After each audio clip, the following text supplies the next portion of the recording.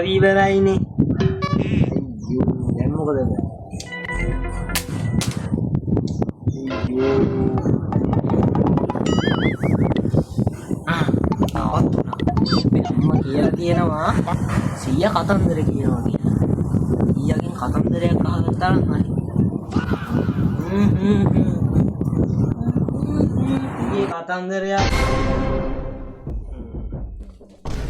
ගොල්ලෝ නෑ පුතේ මොකද ඔන්න කතන්දරද බං මම මේ මොනිටයිසේෂන් වලලා Facebook එකේ මේ වීඩියෝ එකක් කරන එක මම ඉන්න බත් උනා වරේ වැඩක් කරනවා වරේ